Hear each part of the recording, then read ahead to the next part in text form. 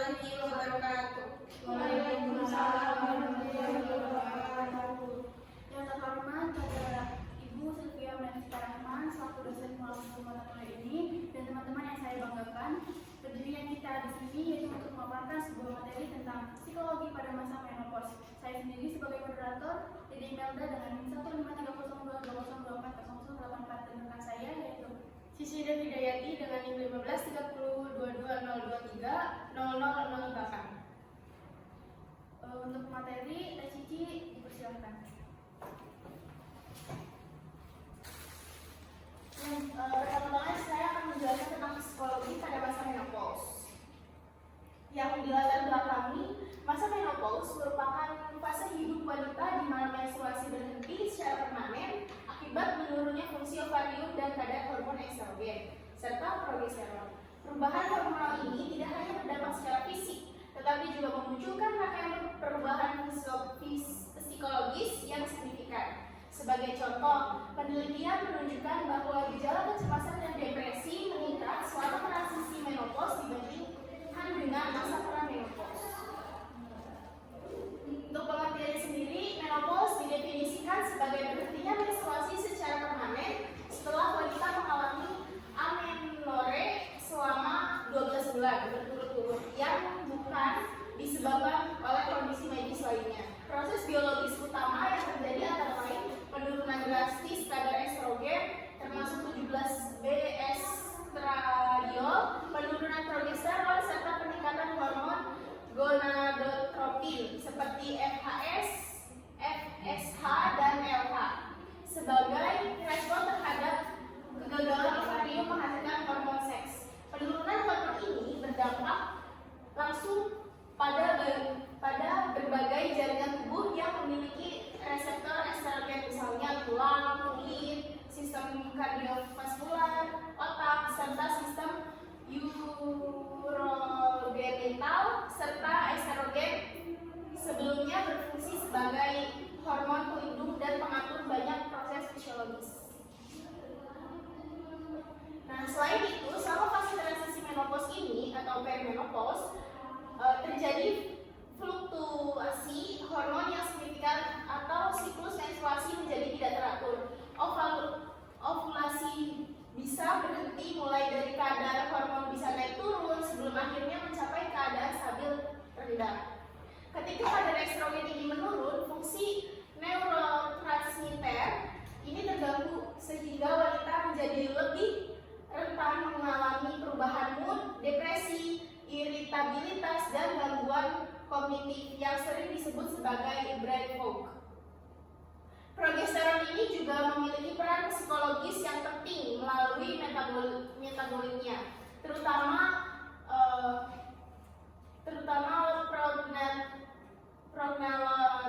pregnenolone yang memodulasi aktivitas GABA di otak GABA. Hormon ini diberikan efek menenangkan dan mengurangi kecemasan. Penurunan kadar progesteron atau fluktuasi hormonal selama perimenopause dapat mengganggu mekanisme ini, sehingga meningkatkan risiko kecemasan, stres, dan perubahan suasana hati yang tidak stabil. Untuk gejala-gejalanya sendiri, yang pertama adalah psikologis yang sering muncul selama menopause adalah perubahan mood. Wanita dapat mengalami perubahan suasana hati yang cepat, mudah tersinggung, dan menjadi lebih sensitif terhadap situasi tertentu. Yang kedua, gangguan kecemasan. Gangguan kecemasan juga umum dialami oleh wanita menopause. Kecemasan yang dapat muncul dalam bentuk kekhawatiran berlebihan, rasa takut yang tidak jelas, atau bahkan serangan panik. Faktor ini memicu kecemasan tidak selalu berasal dari hormon semata. Yang ketiga yaitu selain gangguan mood dan perubahan hormonal juga berdampak pada fungsi kognitif. Banyak wanita yang melaporkan kesulitan dalam konsentrasi, penurunan daya ingat, dan kesulitan dalam pengambilan keputusan. Fenomena ini sering disebut sebagai brain fog. Gangguan kognitif ini juga dapat menimbulkan frustasi, mengurangi produktivitas, dan mempengaruhi kehidupan sosial maupun profesional. Persepsi dan dukungan sosial. Persepsi terhadap menopause merupakan cara seorang wanita memahami dan menilai fase kehidupan ini. Wanita yang memiliki persepsi positif cenderung memandang menopause sebagai fase alami yang wajar. Nah, kesempatan untuk refleksi diri dan momen-momen untuk fokus pada pertumbuhan pribadi serta kualitas hidup. Persepsi positif ini membuat wanita lebih mampu menghadapi gejala fisik maupun psikologis yang muncul, seperti perubahan mood, gangguan tidur, dan perubahan libido. Selain persepsi, dukungan sosial memiliki peran penting dalam menjaga kesejahteraan mental wanita selama menopause. Dukungan sosial mencakup bantuan emosional, informasi, dan dorongan dari keluarga, pasangan, teman, serta lingkungan sosial. Wanita yang merasa didukung secara sosial cenderung lebih mampu mengelola stres dan menjaga keseimbangan emosional. Untuk dukungan sosial yang dapat diberikan yaitu antara lain yang pertama bantuan emosional berupa perhatian, empati, dan pengakuan terhadap perasaan yang dialami wanita tersebut. Yang kedua, bantuan informasi seperti penjelasan mengenai perubahan hormonal, strategi kuping yang efektif, dan pilihan pengobatan yang tersedia. Yang ketiga yaitu bantuan instrumental, misalnya membantu mengatur aktivitas sehari-hari, memfasilitasi kegiatan relaksasi, atau mendorong partisipasi dalam olahraga yang ringan. Yang keempat yaitu dukungan kelompok yang memberikan kesempatan bagi wanita menopause untuk saling berbagi pengalaman, membangun rasa kebersamaan, dan mengurangi rasa kesepian. Upaya-upaya psikologis yang dapat dilakukan untuk membantu gejala dan gangguan psikologis pada masa menopause ini, upaya psikologis yang tepat sangat penting untuk mendukung wanita menjalani masa menopause dengan kualitas hidup yang optimal dan kesejahteraan emosional yang terjaga. Yang pertama yaitu psikoedukasi, membangun pemahaman kesadaran.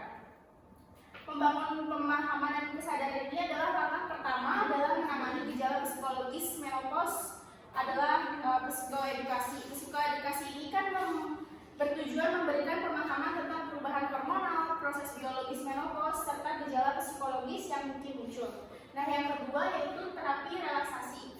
Terapi relaksasi dan teknik mindfulness.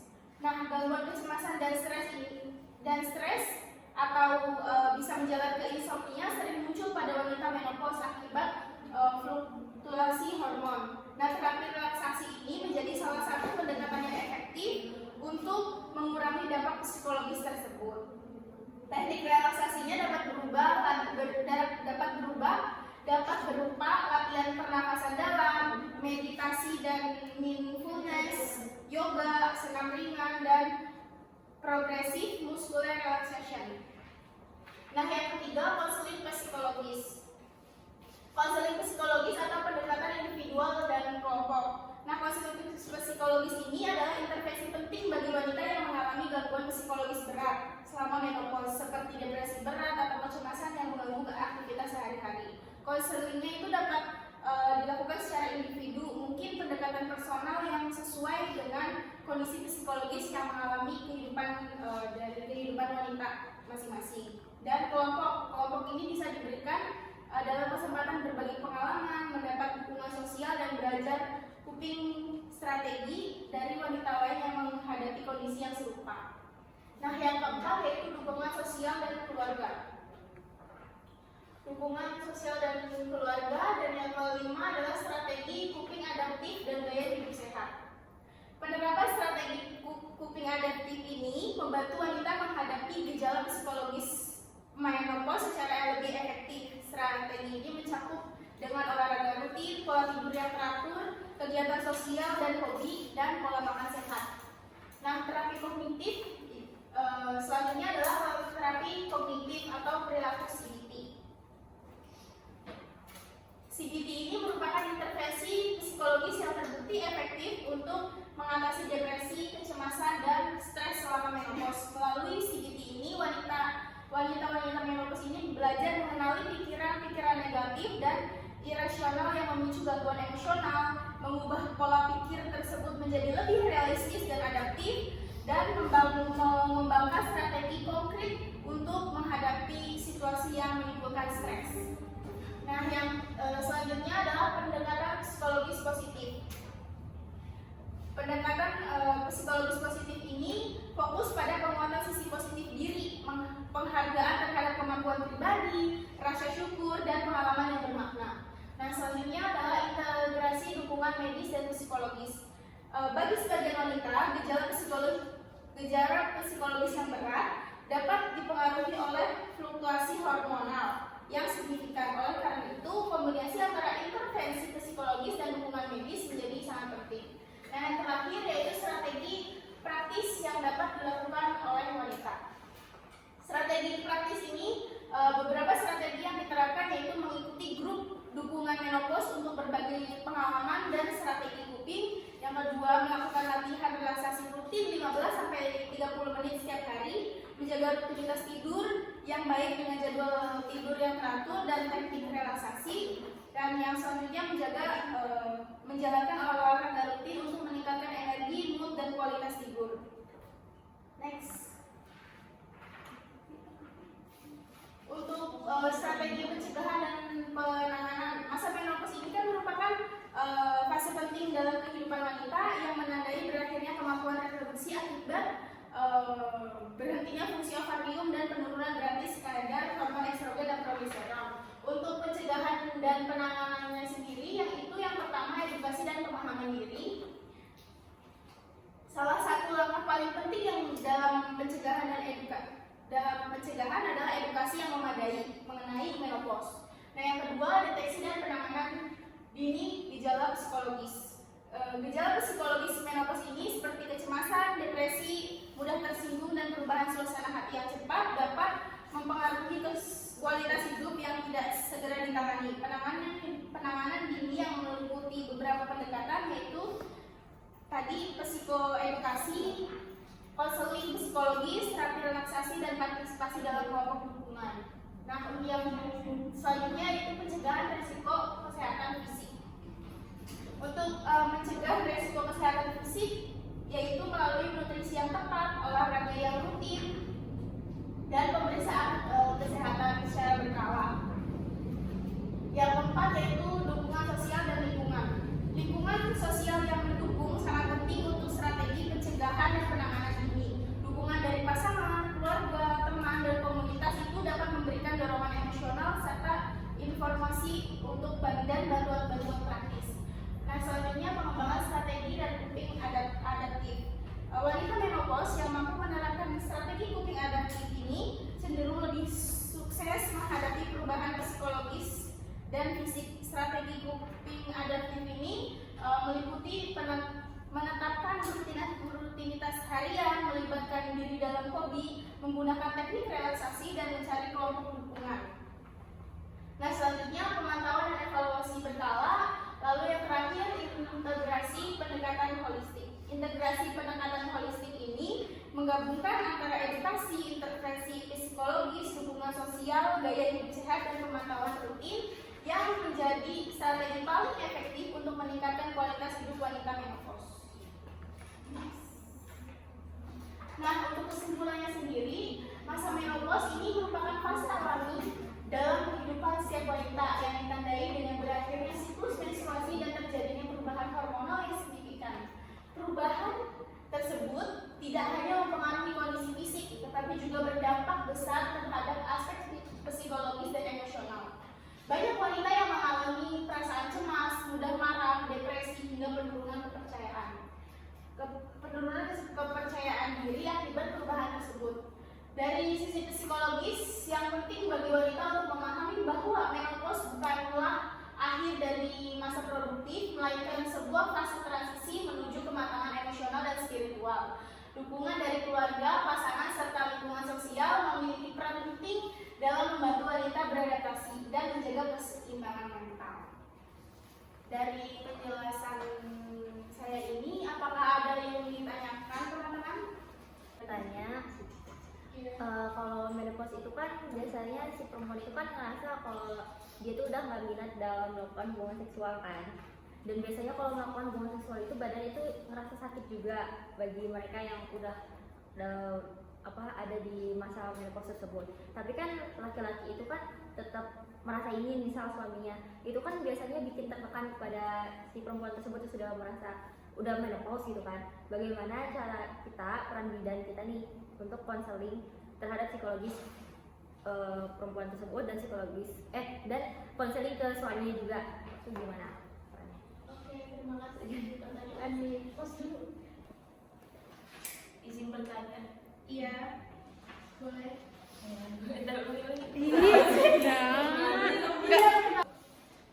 Izin bertanya. Perkenalkan, saya Mustiawan. Di sini saya akan bertanya tentang apa yang menyebabkan sebagian perempuan mengalami mood swing, perubahan suasana hati saat menopause. Di sini saya sudah pertanyaan dari Kak Salsabila. Pertanyaannya yaitu menopause mengganggu aktivitas seksual dengan suami karena justru tidak nyaman saat berhubungan, dan bagaimana sih peran bidan untuk mengedukasi pasangan menopause tersebut. Yang pertama, kita sebagai bidan memberikan penjelasan tentang perubahan fungsional dan pada menopause. Yang pertama itu penurunan estrogen yang menyebabkan vaginanya menjadi kering, kurang elastis dan mudah sensitif. Nah, ini juga umumnya menyebabkan nyeri saat berhubungan. Nah, penurunan libido dan yang lainnya. Kemudian mendorong komunikasi terbuka antar pasangan. Jadi kita tidak boleh malah berpihak kepada si ibu menopause ini ke suaminya kayak, bapak ini udah tahu nih ibu ini udah menopause tapi kok masih memaksa aja kalau hubungan. Bapak kan udah merasakan jadi ibu si menopause ini bahwa kalau masa menopause ini vaginanya pasti kering dan tidak elastis lagi, yang menyebabkan pasti sakit dan pegel-pegel. Jadi kita jangan berpihak ke salah satunya, kita juga harus mengedukasi kedua pasangan tersebut dengan komunikasi yang baik. Kemudian di sini memberikan edukasi tentang cara mengurangi nyeri saat berhubungan, bisa dengan cara mengemas berbahan dasar air, kemudian berplay lebih lama untuk meningkatkan lubrikasi alami, kemudian mencoba posisi hubungan yang lebih nyaman bagi istri.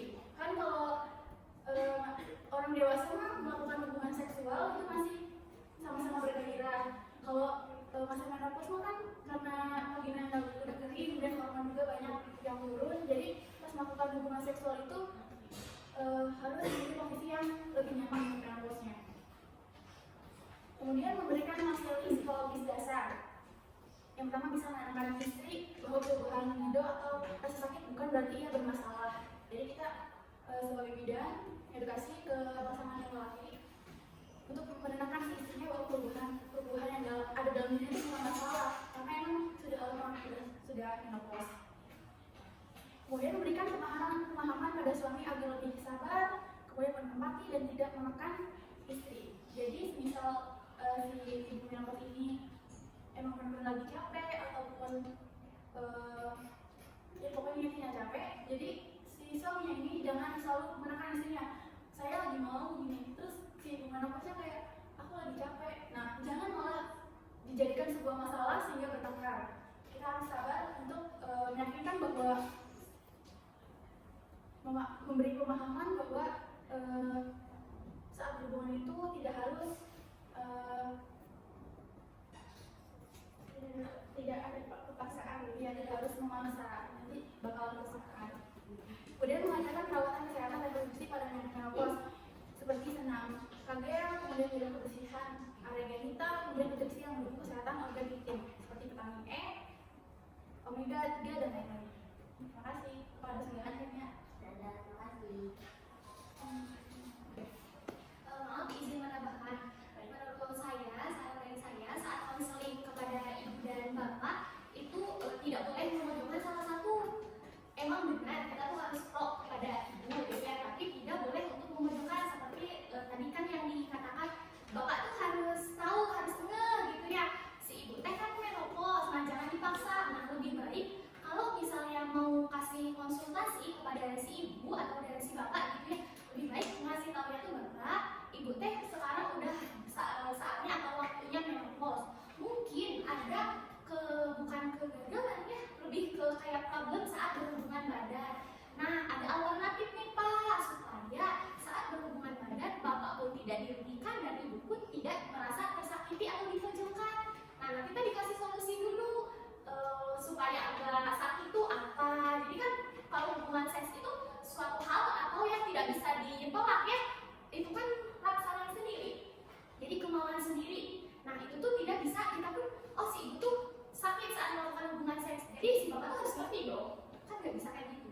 Dan bisa juga misalnya si bapak tuh lagi mau loh, si ibu juga nggak bisa kayak aku kan lagi sakit, nggak bisa kayak gitu. Jadi bisa mencari solusi jalan tengahnya.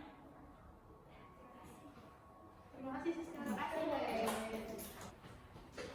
Baik teman-teman, saya akan menjawab pertanyaan dari Wendy Nustiawan, yaitu pertanyaannya apa yang menyebabkan perubahan mood swing pada saat menopause. Mood swing adalah perubahan mood ya, perubahan mood. Oke, pada masa menopause ini kan adalah perubahan penting, periode penting dalam kehidupan wanita yang ditandai dengan berhentinya menstruasi secara permanen dan penurunan fungsi ovarium. Nah, perubahan ini juga salah satu perubahan utamanya yaitu terjadinya penurunan drastis kadar hormon estrogen dan progesteron.